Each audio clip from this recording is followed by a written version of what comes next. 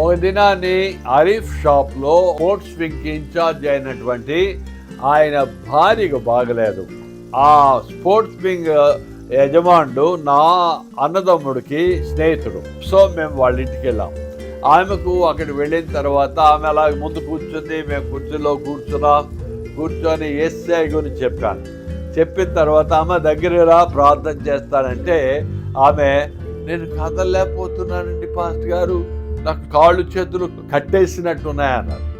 అప్పుడు నేనే దగ్గరికి వెళ్ళి ఆమె మీద చేతుల నుంచి ప్రార్థన చేసి, యేసు నామములో ఈ కట్లన్నీ తెగిపోవాలి, నజరేయుడైనటువంటి యేసు నామములో బంధకాలన్నీ తెగిపోవాలని ఆజ్ఞాపించినప్పుడు ఆ సైతాను కట్లన్నీ తెగిపోయాయి. ప్రియులారా, అప్పుడు ఏమైందంటే, మీరు మాట్లాడుతుండగా నా చెవిలో కూడా ఎవరో మాట్లాడుతున్నారు, యేసయ్య మంచోడే, కానీ రాత్రి నువ్వు ఫకీర్ దగ్గరికి వెళ్ళావు కదా, ఆ ఫకీర్ నీకు తాబీజు కట్టాడు కదా, అది మంచిదే, అది ఉండగా యేసయ్య నీకెందుకు అని చెప్తున్నాడు. అంతకుముందు 2 రోజుల క్రితం మేము మందిరానికి వెళ్ళాం, పూజారి గారు ఏదో కట్టేసి ఇచ్చారు, మా చేతులకి అన్ని తాళ్ళు కట్టాము, అవన్నీ కట్టించుకుని అవి నీకు మంచిది కదా, ఇంకా యేసయ్య ఎందుకని చెప్తున్నారు.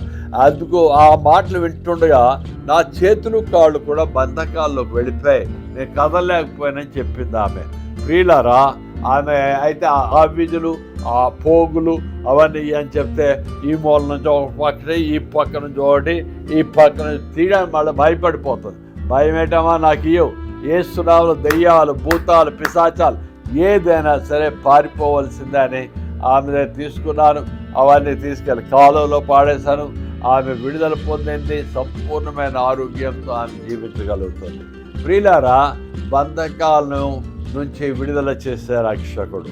నువ్వే బంధకాల్లో ఉన్నా, తాగుడు అనే బంధకాల్లో ఉన్నా, వ్యభిచారం అనే బంధకాల్లో ఉన్నా, ఈ లోకాశలు అనే బంధకాల్లో ఉన్నా, ఏ బంధకాల్లో ఉన్నా ఇవాళ యేసయ్యను అడుగు, నీ కట్లన్నీ తెగిపోతాయి, ఈ బంధకాలన్నీ పడిపోతాయి, నువ్వు స్వేచ్ఛాజీవిగా జీవిస్తావు. God bless, praise the lord.